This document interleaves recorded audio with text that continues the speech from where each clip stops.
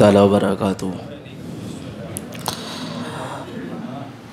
نحمده ونصلي ونسلم على رسول الكريم اما بعد فاعوذ بالله من الشيطان الرجيم بسم الله الرحمن الرحيم ان الله وملائكته يصلون على النبي يا ايها الذين امنوا صلوا عليه وسلموا تسليما اللهم صل على سيدنا وشفيعنا مولانا محمد بارك وسلم صلاة و سلام علیک یا رسول اللہ صلی اللہ تعالی علیہ وسلم۔ بدیع السماوات والارض وَإِذَا قَضَى أَمْرًا فَإِنَّمَا يَقُولُ لَهُ كُن فَيَكُونُ۔ اور اللہ رب العزت وہ بغیر کسی سابقہ مثالوں کے آسمانوں اور زمین کو نیا پیدا کرنے والا ہے، اور جب وہ کسی کام کو وجود میں لانے کا فیصلہ فرماتا ہے تو اسے صرف یہ فرماتا ہے کہ ہو جا، تو وہ فوراً ہو جاتا ہے۔ یہ یہودیوں کی بات جو چل رہی ہے، ابھی آگے بھی گفتگو یہ انہی سے ریلیٹڈ ہے۔ یہ بتانا جو چاہتے ہیں یہاں پر مفسرین اس کے حوالے سے، وہ یہ کہ اللہ رب العزت کسی بھی چیز کو وجود بخشا تو ایسا نہیں کہ پہلے وہ چیز تھی اور اس کو دیکھ کر کاپی کی گئی، ایسا نہیں ہے۔ کوئی چیز موجود ہو تو ہمیں آئیڈیا ملتا ہے کہ یہ شکل ایسی ہے، دکھتا ایسا ہے، اس کی جسامت اتنی ہے، خد و خال یہ ہے، ہر طرح ہم ایک اندازہ لگا کر پھر اسے تشکیل دے دیتے ہیں، بنا دیتے ہیں۔ لیکن اگر آپ کے سامنے کوئی بات ایسی کہی جائے کہ آپ کو ایک چیز بنانی ہے، آپ کو ایسے ہی بول دیا جائے بنانے کے لیے، تو آپ کہیں گے وہ ہونا کیسا چاہیے، کچھ تو آئیڈیا دے تب تو ہم بنائیں، ایسی من سے کیسے بنا لے کچھ بھی۔ اللہ رب العزت نے زمین بنائی، آسمان بنائی، تو اس کے لیے ایسا نہیں کہ پہلے زمین آسمان موجود تھے ان کو دیکھ کر بنایا گیا۔ اللہ نے دنیا کی ہر چیز جو پیدا فرمائی وہ خود سے اسے وجود بخشا ہے۔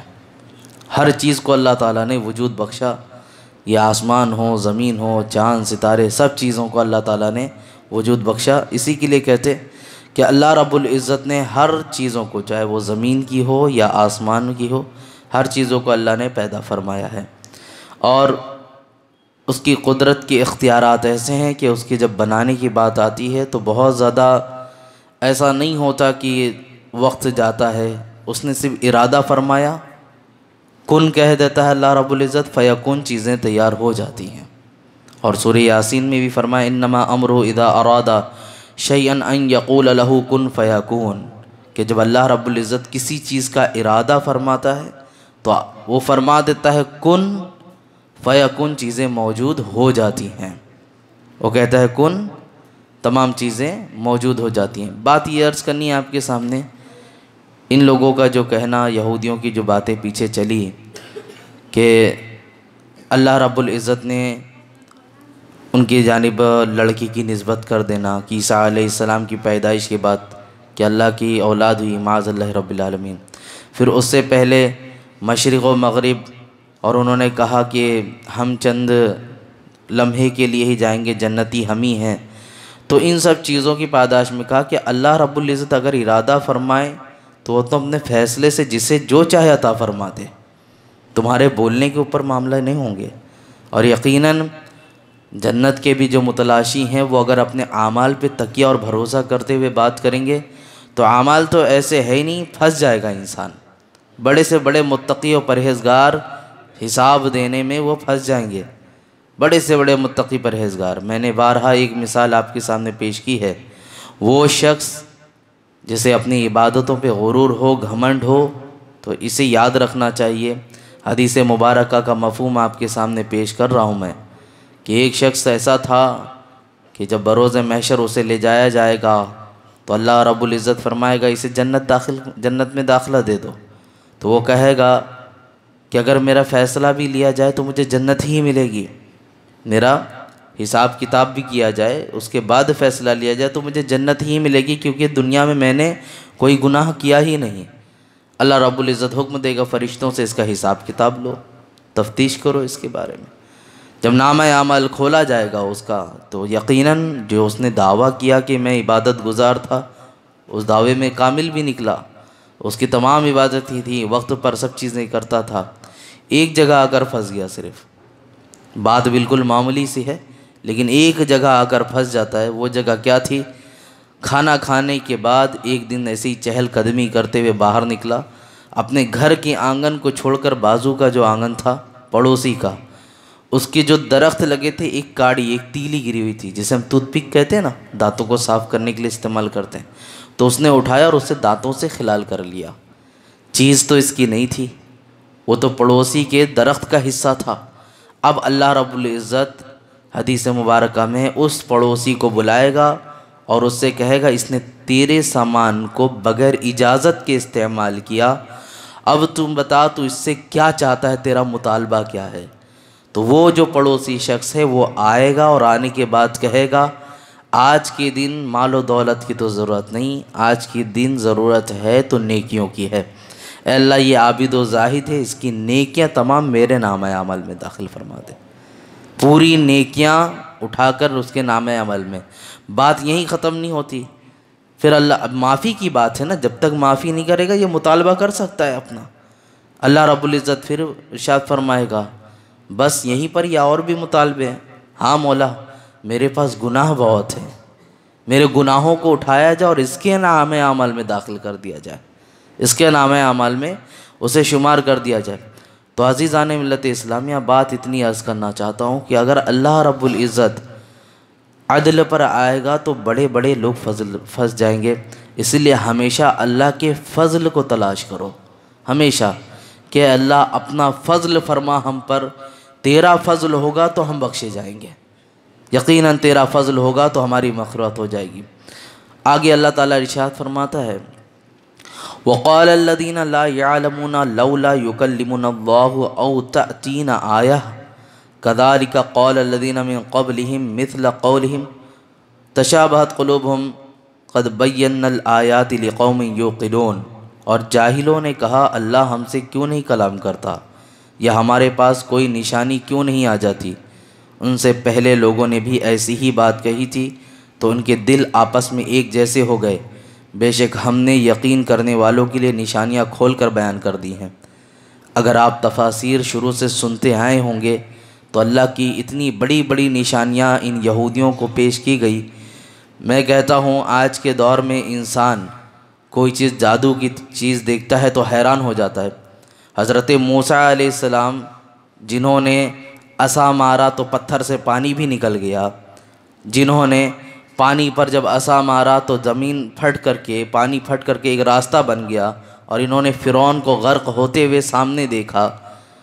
یہ ساری چیزیں، عذابات کی بات آئی تو پہاڑوں کو معلق کر دیا جاتا تھا، نعمتوں کی بات آئی تو من و سلوہ جیسی نعمت جنت کی اتاری گئی.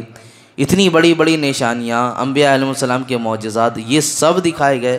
اللہ رب العزت فرماتا ہے ہم نے تو کھول کر نشانیاں تمہارے سامنے رکھ دی، باوجود اب تم ان جیسی بات کر رہے ہو. اب یہ کن یہودیوں کے بارے میں بات ہے؟ جو رسول اللہ صلی اللہ علیہ وسلم کے زمانے میں ہیں، کہ تم ان جیسی بات کر رہے ہو جو حضرت موسیٰ علیہ السلام سے کہتے تھے کہ تم ہم سے اگر اللہ رب العزت ہے تو ہمارا کلام کراؤ، ہماری ملاقات کراؤ. گئے تھے نا کوہ طور پر، پھر سب کو اللہ نے جلال میں وفات دے دی تھی، موت آ گئی تھی. پھر حضرت موسیٰ علیہ السلام نے اللہ کی بارگاہ میں التجا کی، مولا میں واپس قوم میں جاؤں گا تو کیا جواب دوں گا؟ پھر اللہ نے ان کی التجا پر انہیں دوبارہ زندہ فرمایا. دوبارہ زندہ ہونے کے بعد بھی انہوں نے ہٹ دھرمی کی، موت کا مزہ چکھنے کے بعد بھی وہ پھر اسی طرح آمادہ تھے. تو بات یہ کرنا ہے اس دور کے جو یہودی تھے ان کا بھی حال یہی تھا.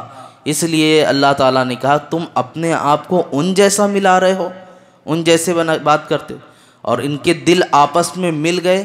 اس سے مراد یہ ہے کہ ان کے دل آپس میں مل گئے، یعنی جس طرح ان کے دل او اشد قسوہ ہے نا، کہ ان کے دل پتھر کے جیسے ہو گئے یا اس سے بھی زیادہ سخت، تو ان کے دل اس طرح جا کر دیکھے تو یہ مل چکے ہیں. کھلی نشانیاں ان کے سامنے ہیں، سید الانبیاء ان کے درمیان موجود ہیں. کیا معجزات رسول اللہ صلی اللہ علیہ وسلم کے انہوں نے نہیں دیکھے تھے؟ بہت سارے معجزات دیکھے، باوجود انہوں نے اس کو جھٹلایا، ساری چیزیں کی، اور صرف دعویٰ کرتے رہے کہ ہمارے سامنے نشانیاں پیش کی جائیں. بات یہ ہے وہ کہتے ہیں نا کہ جب کسی شخص کو آپ کی بات نہیں ماننی ہوگی، آپ کتنا بھی کچھ کہتے رہو وہ آپ کی بات نہیں سنے گا۔ ایک مثال دی جاتی ہمیشہ، ایک شخص تھا اپنے گھر کے سامنے، اس کا گھر ایک سڑک پہ ہی تھا، روڈ کے کنارے ہی، اور اس کے گھر میں ایک بیل تھا۔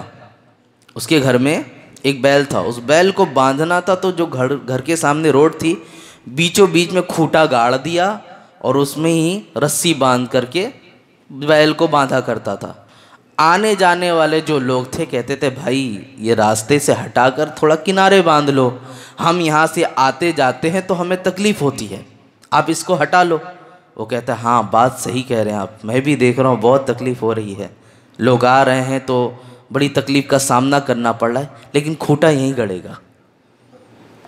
بات صحیح ہے لیکن کھوٹا یہیں گڑے گا۔ تو ہے ایسے، ان کو پتہ ہے سب چیزیں، لیکن ان کے دماغ میں بھی جو کھوٹے گڑے ہوئے وہ نہیں نکلتے۔ اسی کو میں بار بار ایک لفظ کہتا ہوں، ہٹ دھرمی۔ ہٹ دھرمی اسی کو کہتے ہیں، آپ کے پاس سب چیزیں ہیں، آپ حقانیت جانتے ہیں، لیکن پھر بھی اپنی انا کی بنا پر، اپنی انانیت کی وجہ سے، اپنی ایٹیٹیوڈ گھمنڈ کی وجہ سے اس چیز کو نہیں ختم کرتے ہیں۔ تو بات ایسے ہی ہے کہ آپ نے اپنے دل کو سخت کر لیا ہے، آپ کا نفس آپ پر غالب ہے، آپ کی طبیعت، آپ کی فطرت آپ پر غالب آ جائے گی۔ تو خیر اللہ تعالیٰ ارشاد فرماتا ہے، یہ نشانیاں ساری کھول کھول کر بیان کی گئیں۔ اب آگے اللہ کے رسول صلی اللہ علیہ وسلم چونکہ دعوت و تبلیغ دیا کرتے تھے، لوگوں کے درمیان آیا کرتے تھے، تو اب تھوڑا آپ غم زدہ ہو جاتے تھے، یہودیوں کو دعوت دی گئی، یہ دعوت قبول نہیں کرتے تھے۔ آپ کو معلوم ہے حضور صلی اللہ علیہ وسلم کو جو معراج ہوئی تھی اس کا سبب بھی جو بیان کیا جاتا ہے، اس کی وجہ وجوہات تو بہت سارے ہیں۔ عام الحزن نام رکھا گیا تو اس سال کا، غم کا سال۔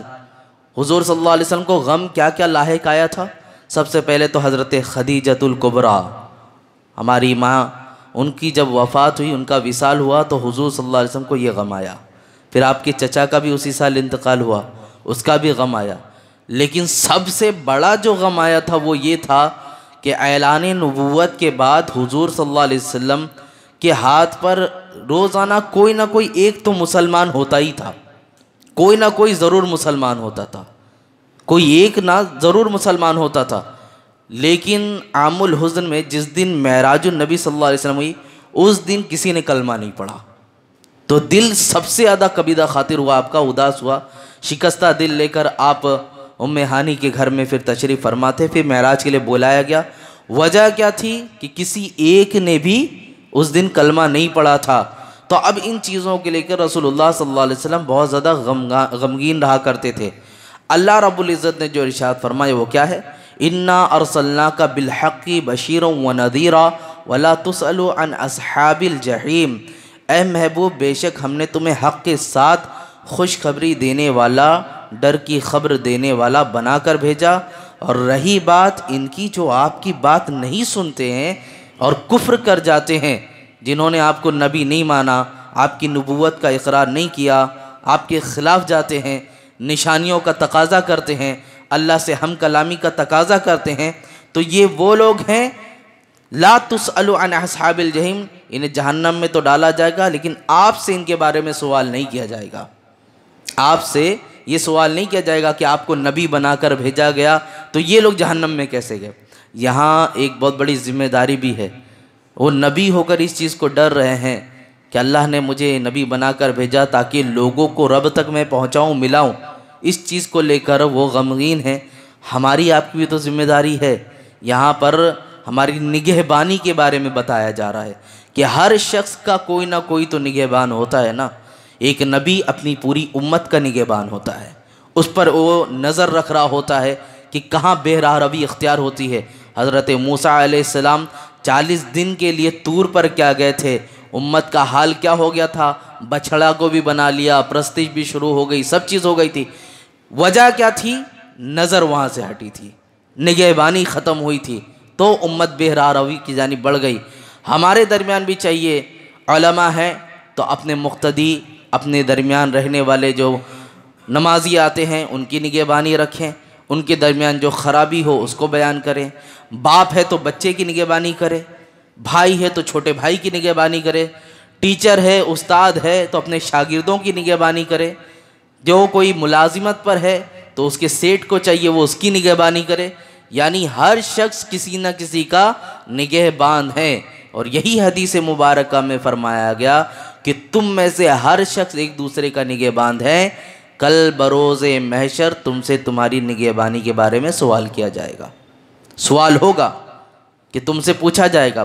کل ہی میں نے آپ کو بتایا کہ والدین دو طرح کے ہوں گے، ایک وہ بچہ جس کے سر پر تاج پوشی ہوگی، اور ایک وہ بچہ جسے جہنم میں ڈالا جائے گا۔ اس میں وجہ کیا تھی؟ جس کو جہنم میں ڈالا جائے گا کفر ہو گیا، والدین کی نگہبانی، والدین کی نگہبانی جس کی وجہ سے بچہ کفر کر گیا تھا۔ تو بات یہی عرض کرنا ہے کہ وہ نبی ہو کر ان چیزوں کو لے کر پریشان رہے، ہم امتی ہو کر ایک دوسری امت کی نگہبانی نہیں کرنا چاہیے، اپنے بھائیوں کو نہیں دیکھنا چاہیے۔ تو بات یہ عرض کرنا ہے، آج تو حال ایسا اگر کسی کو سمجھاؤ تو برا ماننے لگتا ہے، پہلے اپنے آپ کی اصلاح کر، جملے تو بڑے اچھے اچھے نکلتے ہیں۔ تو اتنا عرض کرنا چاہوں گا کہ جو چیز بری ہے اس کو بری جانے، اور جو آپ کے انڈر میں ہے، باپ ہے تو پورا گھر اس کے انڈر میں ہوتا ہے، بیوی سے لے کر، اور اگر ماں باپ کمانا بند ہو جاتا ہے تو ماں باپ بھی بیٹی کی سننا شروع کر دیتے ہیں۔ تو آپ چاہیں تو بڑے سے بوڑھے تک، اور بچوں سے لے کر بیویوں تک، سب کو اپنے انڈر میں رکھ کر اپنے حساب سے ایک ماحول بنا سکتے ہیں۔ تو دینی ماحول بنانا چاہے تو دینی بنے گا، اور ان کو اسی حال پر چھوڑ دیں گے تو ان کی جو طبیعت کرے گی وہ ویسا اس پر عمل کرتے رہیں گے۔ خیر، بے شک اللہ تعالیٰ نے اپنے حبیب کو بشیر اور نذیر بنا کر بھیجا، بشارت دینے والا اور ڈر سنانے والا۔ یہاں پہ مفسرین ایک لفظ یہ بھی فرماتے ہیں کہ میلاد کا ثبوت بھی ان الفاظ سے مل جاتا ہے۔ اللہ تعالیٰ نے کیا کہا؟ ہم نے بھیجا، بھیجے کے لیے، جیسے میں نے کہا کہ ایک بچہ یہاں پر ہے، میں نے کہا جاؤ مسجد کے اوپری حصے پر چلے جاؤ، جب تک یہ یہاں سے وہاں جائے گا نہیں وہ بھیجا ہوا کہلائے گا؟ وہ یہیں رہے اور میں کہے میں جا کر آیا، یا اس کو میں کہوں میں نے اس کو بھیجا تھا، یہ میرا بھیجا ہوا ہے، تو ہوگا جب تک وہ جائے گا نہیں کہلائے گا نا۔ وہ یہ لفظ کے مصداق بننے کے لیے اس کو اوپر جانا ضروری ہوگا۔ اللہ کے رسول صلی اللہ علیہ وسلم دنیا میں تشریف لائے تو اللہ تعالیٰ نے فرمایا کہ ہم نے آپ کو بھیجا، تو پتہ چلا آپ کی آمد کا تذکرہ ہوا، بھیجے جانے میں آمد کا تذکرہ ہوا۔ ولادت نبی صلی اللہ علیہ وسلم، مولود النبی جو ہم مناتے ہیں، جشن عید میلاد جو مناتے ہیں، لوگ پوچھتے ہیں کہاں سے ثابت ہیں؟ اس میں ہوتا کیا ہے؟ حضور صلی اللہ علیہ وسلم کی آمد کا ہی تو تذکرہ ہوتا ہے کہ نبی پاک صلی اللہ علیہ وسلم کی پیدائش کے حالات، ان کے آنے کا تذکرہ، انبیاء علیہ السلام کی بشارتیں کہ ایک نبی ہوں گے جو آنے والے ہیں۔ بس فرق یہ ہوتا ہے کہ بقیہ انبیاء علیہ السلام آئے تھے تو انہوں نے یہ جملہ کہا تھا کہ میرے بعد ایک نبی ہوں گے جو تشریف لائیں گے، ہم یہ کہتے ہیں کہ ہمارے جو نبی ہوں تشریف لا چکے ہیں، بس فرق اتنا ہے۔ تو یہاں پر یہ بھی ثبوت ملتا ہے کہ میلاد جو ہم مناتے ہیں وہ اس آیت پاک سے پتہ چلتا ہے۔ اب آگے کی آیت، اکثر میں نے اس آیتوں کی تلاوت آپ کے سامنے پیش کی ہے۔ وَلَن تَرْضَىٰ عَنْكَ الْيَهُودُ وَلَا النَّصَارَىٰ حَتَّىٰ تَتَّبِعَ مِلَّتَهُمْ، اور یہودی اور عیسائی ہرگز آپ سے راضی نہ ہوں گے جب تک آپ ان کے دین کی پیروی نہ کر لیں۔ یہاں صرف یہودی اور نصرانی کا لفظ لیا گیا، لیکن مفسرین فرماتے ہیں اس آیت کی پاداش میں ہر وہ فرقہ، ہر وہ مذہب جس کے قریب آپ جائیں گے، جب تک وہ اپنی ملت پر آپ کو داخل نہ کر لے وہ راضی نہیں ہوں گے، کوئی بھی ہو۔ دوسری چیز یہاں پر یہ بھی سمجھ میں آتی ہے کہ انسان کی فطرت میں ہے کہ جب کسی کے قریب ہوتا ہے تو اس کے جیسا بننا شروع کر دیتا ہے۔ کوئی ایک بچہ آپ رکھیں، لڑکا ہی کیوں نہ ہو، لڑکیوں کے ساتھ زیادہ کھیلتا ہے، اس کے بولنے کے انداز بھی ویسے ہو جاتے ہیں، آپ دیکھ لیں جا کر، وہ ان کے جیسے جملے بولنا شروع کر دیتا ہے، چال چلن ڈھلن سب ان کی جیسی ہو جاتی ہے، وہ اکثر ہوتا ہے۔ تو سنگت کا اثر جنس انسان کے وجود میں داخل ہو جاتا ہے اور اس کی زندگی میں وہ چیز اٹھ کر دکھنا شروع بھی ہو جاتی ہے۔ اور اس کی مثال میں نے ایک چیز یہ بھی دیکھی ہے کہ صحبت کا اثر تو اس طرح ہے، پھول جو گلاب ہوتا ہے ریڈ کلر کا، لال کلر کا ہوتا ہے، کہتے گلاب پر کالی تل رکھ دی جائے، کالی تل کا لڈو ہوتا ہے نا، کالی تل سفید تل ہوتی ہے، کہتے کالی تل رکھ دی جائے گلاب کے اوپر یا سفید تل، اور اس کو چھوڑ دیا جائے کئی دن تک، لیکن وہ گلاب کی پتی سے گرے نہ، ایسا رکھیں کہ اس کے اوپر ہی رہے یا اس کے اندر رہے۔ چند دنوں کے بعد دیکھیں گے وہ جو تل ہے، تل کا کلر بھی بدل چکا ہوگا، اس تل کا کلر بدل جائے گا۔ وجہ کیا تھی؟ صحبت کا اثر، صحبت کا، نزدیکی جس کے ساتھ ہوتی ہے اس کا اثر اس کے اندر داخل ہو جاتا ہے۔ آپ کو معلوم ہے ایک صاحب تھے، ان کے گھر میں بچے کی جب پیدائش ہوئی تو ماں باپ بہت گورے، خوبصورت، بہت خوبصورت تھے ماں باپ، لیکن جب بچے کی پیدائش ہوئی تو بچہ بالکل سیاہ رنگ کا تھا، بچہ بالکل سیاہ رنگ کا تھا۔ تو لوگوں کے سامنے بات یہ نہیں، ماں باپ تو اتنے گورے، بچہ کس پہ چلا گیا؟ خاندان میں بھی کوئی اتنا کالا نہیں ہے، مطلب اتنے ساولے رنگ کا۔ تو لوگ پریشان تھے کہ گیا کس پہ اور اتنا کالا کیسے ہو گیا بچہ۔ تو اب ایک صاحب وہاں پر موجود تھے، عالم دین تھے، تو انہوں نے خاتون سے کہا کہ جب بچہ حمل کی حالت میں تھا تو تمہاری نظریں سب سے زیادہ کس چیز کو دیکھا کرتی تھی؟ انہوں نے بتایا میرا گھر جس جگہ پر ہے، میرے گھر کے سامنے ایک ایسی چیز ہے جو اس طرح سیاہ رنگ کی ہے، میں اکثر و بیشتر اسے دیکھا کرتی تھی، اس سیاہ رنگ کو میں نگاہ بھر کے اس کو دیکھا کرتی تھی۔ پتہ کیا چلتا ہے؟ جن چیز کو نگاہ بھر کے دیکھو تو بچوں پہ وہ اثر مرتب ہو جاتا ہے، بچوں پر اس کا رنگ تک تبدیل ہو گیا۔ مجھے بتائیں آپ بچوں کو جو تربیت کرتے ہیں، ان یہودیوں کے طور طریقے کو آج ٹک ٹاک کے نام پر، انسٹاگرام پہ ریلز کے نام پر جو عریانیت، ننگا پن پھیل رہا ہے، یہ بچے آ کر باہر ایسے ہی تھرکنا شروع نہیں کر دیتے۔ آپ تو کہتے بچہ بڑا ہی ٹیلنٹڈ ہے، بہت جلدی اس کو ناچنا گانا سب آ گیا۔ یہ ٹیلنٹڈ نہیں ہے، یہ آپ کی تربیت ہے جو آپ نے الگ جگہ سے اسے دی ہے۔ حمل کی حالت میں آپ نے نظارے کیے ہیں، وہ وہیں سے پروان چڑھنا شروع ہو گیا ہے۔ تو بات یہ کرتا ہوں میں کہ انسان کی فطرت میں ہے، کسی چیز کے قریب ہوتا ہے تو اس کے اپنانے کی کوشش کرتا ہے۔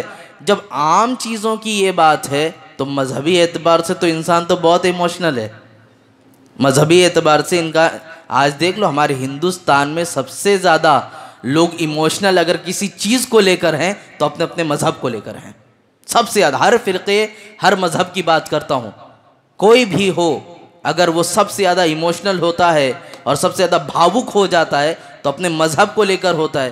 تو ظاہر سی بات ہے جب مذہب کے بارے میں سب سے زیادہ فیلنگ ہماری ہے تو کسی بھی مذہب کے قریب جاؤ گے تو اس کے لیے تمہارے اندر دلچسپی بڑھے گی، اور جب دلچسپی بڑھے گی تو دھیرے دھیرے وہ چیزیں اچھی لگنی شروع ہوں گی، اور تمہارا حال ایسا ہوگا کہ ان چیزوں کو اچھی دکھانے کے لیے شیطان پورا کمر بستہ ہو کر ایک شکل دکھا دے گا۔ آج بہت سارے بنام مسلمان جو اپنے دھرم پریورتن کرنے کے بعد سوشل میڈیا پر آتے ہیں اور آنے کے بعد کہتے ہیں مسلمان سے زیادہ لچا کوئی نہیں، لفنگا کوئی نہیں، ان سے بڑا دھوکے باز کوئی نہیں، سارے نام گنا رہے ایک ساتھ، سارے نام ایک ساتھ گناتے چلے جا رہے ہیں۔ وجہ کیا ہوئی؟ ان کی مفاد، صحبت کا اثر، یہ ساری چیزیں دکھتی ہیں۔ تو یہ یہودی اور نصرانی ہرگز تم سے راضی نہیں ہوں گے۔ اور رہی بات اگر آپ پیروی کرتے ہو، آپ کبھی ٹھنڈے دماغ سے بھی سوچیں گے کہ ہمارے درمیان یہ جو سلسلہ انبیاء علیہ السلام کا چلا، ہمارے نبی پاک صلی اللہ علیہ وسلم کی آمد ہوئی، صحابہ کرام ہوئے، غوث و خواجہ ہوئے، اولیاء کرام کا سلسلہ قیامت تک چلتا رہے گا، یہ چیزوں کو باقی کیوں رکھا گیا؟ تاکہ کل بروز محشر تم یہ نہ کہہ سکو ہمارے سامنے کوئی آئیڈیل نہیں تھا، ہم کاپی کس کو کرتے، ہم کس کو دیکھ کر چلتے؟ کیونکہ بچپن سے ہی بچوں کی ایک فطرت ہوتی ہے انسان کو دیکھ کر کاپی کرنا۔ آپ کے گھر میں اگر آپ سجدے میں ہیں تو بچہ سجدے میں جا رہا ہوگا، اور اگر آپ ہاتھ جوڑ کر عبادت کرنے والے ہو تو وہ ہاتھ جوڑ کر عبادت کرنے والا رہے گا۔ ان چیزوں کو یاد رکھیں، یہ کاپی پیسٹ کا معاملہ صرف جوانی کا ہی نہیں ہے، بچپن سے ہی ہمارے اندر داخل ہوتا ہے۔ اور یہ اسی وجہ سے تو رسول اللہ صلی اللہ علیہ وسلم نے حدیث مبارکہ ہے، آپ فرماتے من تشبہ بقوم فہو منہم، یہ اسی لیے نہیں ارشاد فرمایا گیا کہ جو شخص جس قوم کی مشابہت اختیار کرے گا وہ کل بروز محشر اس کے ساتھ ہی اٹھایا جائے گا، اب چاہے وہ مسلمان ہو یا دیگر قوم کا کوئی بھی ہو، آپ اس کے طور طریقے کو پسند کریں گے، اس کے جیسا رہنا پسند کریں گے تو بروز محشر آپ کو اس کے ساتھ ہی حساب دینا ہوگا، آپ اس کے ساتھ ہی۔ عزیزان ملت اسلامیہ، تو بات یہ عرض کرنا چاہتا ہوں آپ کے سامنے، ان طور طریقوں کو ہٹائیں، ختم کریں، اور اپنے درمیان ہمارے لیے جو آئیڈیل کے طور پر ہمارے نبی پاک صلی اللہ علیہ وسلم کی زندگی ہے اس کو دیکھیں، صحابہ اکرام کی زندگی ہے اس کو دیکھیں، اولیاء اکرام کی زندگی ہے اس کو دیکھیں، اہل سنت و جماعت پر قائم رہتے ہوئے ان کی زندگی کو نظر میں رکھتے ہوئے اپنے زندگی کو گزاریں تو زندگی کامیاب ہے۔ اور یوں ہی چھوڑ دیا جائے گا تو ظاہر سی بات ہے، سونا جنگل رات اندھیری، چھائی بدلی کالی ہے، سونے والے جاگتے رہیو چوروں کی رکھوالی ہے۔ آج ایمان کے چور جگہ جگہ پر موجود ہیں، ایمان کے لٹیرے جگہ جگہ پہ موجود ہیں۔ ایمان کب لٹ جائے گا پتہ بھی نہ چلے گا، ایمان کب ختم ہوگا احساس بھی نہ ہوگا۔ تو بات جو میں نے آپ کے سامنے عرض کرنی ہے آگے، اور میں ارشاد فرماتا ہوں، اللہ تعالیٰ جن جگہ میں آپ کے سامنے عرض کرتا ہوں کہ قل ان ھدی اللہ ھو الھدی ولئن اتبعت اہواءهم بعد الذی جاءک من العلم ما لک من اللہ من ولی ولا نصیر۔ تم فرما دو اللہ کی ہدایت ہی حقیقی ہدایت ہے، اور اے مخاطب اگر تیرے پاس علم آ جانے کے بعد بھی تو ان کی خواہشات کی پیروی کرے گا تو تجھے اللہ سے کوئی بچانے والا نہ ہوگا اور نہ کوئی مددگار ہوگا۔ آپ کو علم آپ کو ہو گیا کہ کیا چیزیں غلط ہیں کیا چیزیں صحیح ہیں، کون سا طریقہ کس کا ہے یہ بھی پتہ چل گیا، کون سا مذہب حق پر ہے کیا بطلان کے ساتھ ہے، یہ سب چیزیں علم حاصل ہونے سے مراد یہاں نہیں کہ آپ عالم بن گئے ہوں۔ آپ کو یہ جو چیزیں بتائی گئی ہیں یہ آپ ہو سکتا ہے بیان واز کی ایک شکل دیں، لیکن بیان ہو یا واز ہو اس کے ذریعے بھی تو آپ علم ہی حاصل کر رہے ہیں نا، کچھ سیکھ رہے ہیں، سیکھنے کا نام ہی علم ہے۔ علم بمعنی جاننا، آپ جن چیزوں کو سیکھتے ہیں جانتے ہیں اسی کو علم کہتے ہیں۔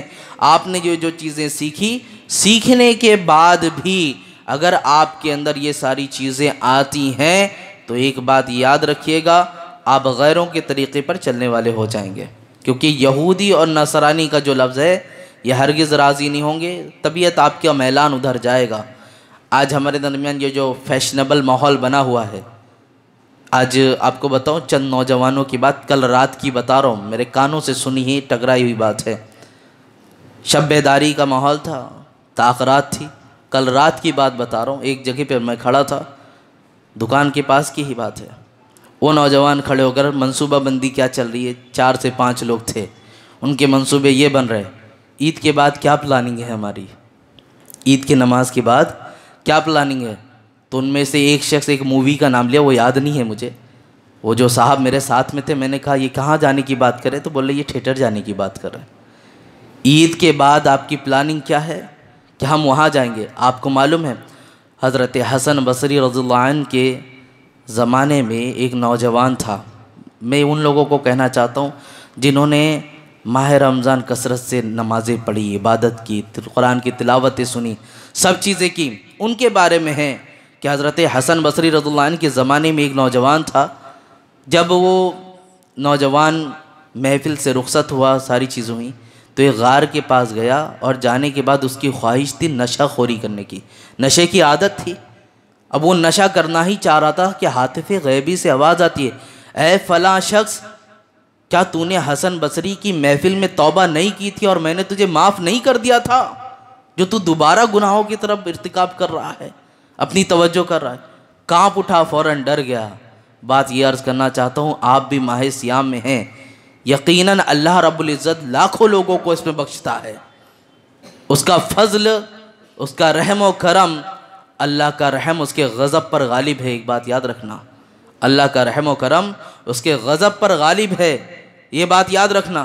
تو جب اس کے رحمان و رحیم ہونے کے معاملے سب سے زیادہ ہیں تو اس بات کی امید کیوں نہیں رکھتے؟ یقیناً ہم اس کے گھر میں آئے ہیں، اس نے معاف کیا تبھی تو بٹھا کے رکھا ہے، تبھی تو سجدے کی توفیق دیا ہے۔ تو یہ چیز ہمارے ذہن سے کیوں نکل جاتی ہے؟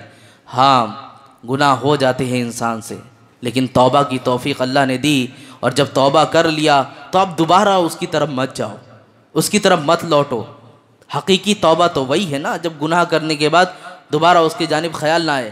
ہاتھوں میں اگر آگ لیے ہو، جلتا ہوا کوئلہ لیے ہو، ہاتھ جل جائے گا، دوبارہ آپ اٹھانے کی کوشش کرو گے؟ آپ کو معلوم ہے کہ یہ ہاتھ جلاتا ہے، یہ اگر سرد بھی ہو گیا تو ہاتھ میں لینے کے بعد ہاتھ کو کالا کر دے گا، یعنی لے دے کر اس سے نقصان ہی ہے، تو آپ اس کی جانب ہاتھ کیوں بڑھاؤ گے؟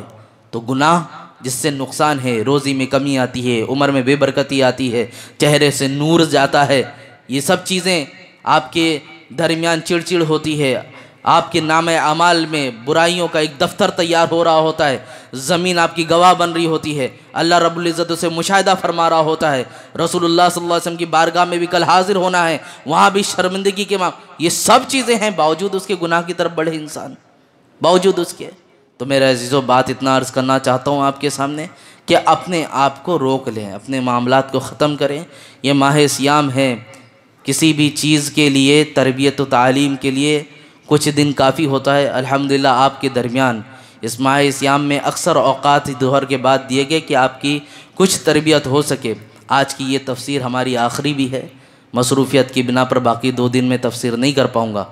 بقیہ دن انشاءاللہ باریک سال بھر ایسا ہے، جمعہ میں خطاب ہوتا ہے، سنیچر کے دن پھر تفسیر قرآن ہوتا ہے، اور اتوار کے دن کلام اعلیٰ حضرت، ہدایت کے بخشش، یعنی اعلیٰ حضرت کے جو کلام ہیں، لوگ بولتے ہیں نا اعلیٰ حضرت کیا ہیں، اس کلام کی پاداش میں حدیث، قرآن، واقعات، اس کی تشریحات وہ بھی پیش کی جاتی ہے۔ تو گاہے بگاہے چاہیں تو آپ اس کے ذریعے بھی استفادہ کر سکتے ہیں۔ اب تک کی جو باتیں آپ کے سامنے پیش کی گئی اور یہاں جتنی چیزیں بیان کی گئی، ان چیزوں کو یاد رکھنا۔ یہ وہ ساری چیزیں میں نے آپ کے سامنے بیان کی، ان کے طریقوں کو بیان کیا کہ جو باضابطہ ذلیل و خوار ہوئے ہیں بڑی بڑی نشانیوں کو دیکھ کر، اور ہمارے لیے یہ بہتر ہے کہ پچھلوں کو دیکھ کر آنے والے اگلے نصیحت حاصل کریں۔ پچھلوں کو دیکھ کر ہمارے لیے یہ نصیحت ہے کہ جب اللہ رب العزت نے انہیں اتنی ساری نعمتیں دی، ان کے درمیان اتنے انبیاء علیہ السلام کو بھیجا، انسان پہ جب دنیا غالب آتی ہے تو مجھے تو ان تمام تفسیر میں ایک ہی نتیجہ نکلا کہ جب دنیا غالب آ جائے اور اپنا نفس انانیت پر اڑ جائے تو بولنے والا، تبلیغ کرنے والا اللہ کا نبی ہی کیوں نہ ہو، انسان اس بات کو تسلیم نہیں کرتا اس بات کو تسلیم۔ تو اس لیے ماہ صیام کی یہ برکت کہ ماہ صیام آپ کا نفس جو بوجھل ہوا تھا اسے ہلکا کرتا ہے۔ سب سے بڑا کام ہمارا نفس جو گناہ کر کر کے ہم پر حاوی ہوتا ہے، یہ مہینے بھر کی عبادتیں اسے کمزور بنا دیتی ہیں۔ تو اس کی کمزوری کو اور کمزور کرتے رہیں اور نفس امارہ کو مطمئنہ میں تبدیل کر دیں۔ پہلے عبادت اور توبہ اس لیے تھی کہ اے اللہ گناہ ہوا ہے تو معاف فرما دے، اب اس لیے آ کر کرنا اے اللہ گناہ نہ ہو سکے، جو کیا تھا وہ آئندہ دوبارہ نہ ہو سکے۔ اس عہد و پیمان کے ساتھ 11 مہینے گزاریں گے، اور ماہ صیام کے جاتے جاتے اس سے کچھ تو وعدہ کریں۔ مہمان آتا ہے تو ہم اس سے کیا کہتے ہیں کہ کچھ کمی ہوئی ہوگی تو معاف کر دینا، کہا سنا ہمارا معاف کر دینا۔ حالانکہ آپ بہت اچھی خاطرداری کرتے ہیں، مہمان نوازی کرتے ہیں، ناشتہ پانی کھانا سب چیزوں کا خیال رکھتے ہیں، لیکن آپ کیا کہتے ہیں؟ اگر کچھ کمی ہوگی تو معاف کر دینا۔ ہم سے بھی اس ماہ رمضان کی رخصتی کے وقت یہی کہنا ہے کہ اگر کچھ کمی ہوگی تو معاف کرنا، آئندہ اگر زندگی رہی تو آیا تو انشاءاللہ ایک نئے جوش و جذبے کے ساتھ اور اخلاقی پاکیزگی کے ساتھ ہم تیرا خیر و مقدم کریں گے۔ اللہ تعالیٰ ماہ صیام کی برکتیں عطا فرمائے، ہم سب کو اس قرآن کی برکتوں سے مالا